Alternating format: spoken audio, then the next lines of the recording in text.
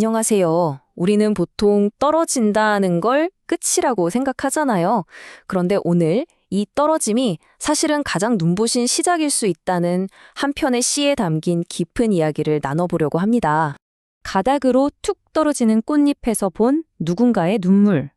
와, 바로 이 한 문장이 오늘 우리 이야기의 시작입니다. 그냥 스쳐 지나갈 수 있는 순간에서 한 사람의 우주와도 같은 슬픔을 발견해내는 이 시선. 정말 대단하지 않나요? 자, 첫 번째 이야기의 주제는 눈물과 꽃잎입니다. 전혀 다른 이 두 가지가 어떻게 하마의 슬픔 안에서 만날 수 있었을까요? 그 연결고리를 한번 찾아가 보죠. 이토록 섬세한 시선이 어디서 왔을까 궁금하시죠?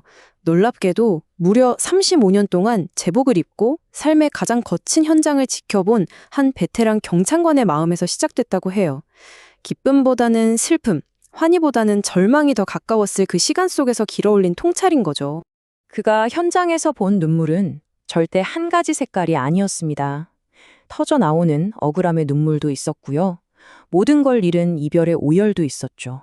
그리고 마침내 모든 게 끝났다는 안도감의 소리 없이 흐르는 눈물까지. 정말 수많은 감정의 파편들이 그의 마음에 박혀 있었던 겁니다. 그렇게 흩어져 있던 기억의 조각들은 뭐랄까 답을 찾지 못한 채 그냥 떠다니고 있었어요.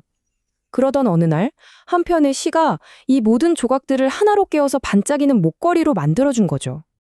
네, 바로 그 작품이 오늘 우리가 함께 음미해볼 김미자 시인의 시 꽃물입니다.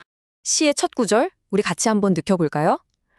꽃잎 흔들리는 바람 앞에서 흐느낌을 보았고 떨어지는 꽃잎에서 눈물을 보았다. 바람에 흩어날리는 꽃잎이 그냥 풍경이 아니었던 거예요.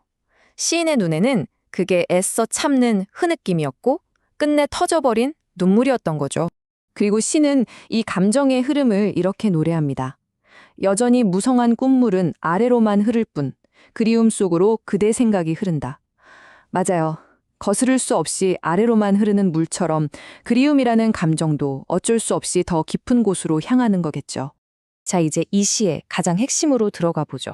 바로 아래로 흐르는 마음입니다. 여러분, 혹시 감정에도 거스를 수 없는 중력이 작용한다는 사실 생각해 보셨나요? 한번 보세요. 세상의 모든 무거운 것들은 같은 방향을 향하잖아요. 떨어지는 꽃잎도, 흐르는 눈물도, 그리고 누군가를 향한 그리운 마음도 결국에는 모두 아래로, 더 낮은 곳으로, 가장 깊은 곳으로 향할 수밖에 없다는 겁니다. 그렇기 때문에 이 글을 쓴 칼럼니스트는 깨닫게 됩니다.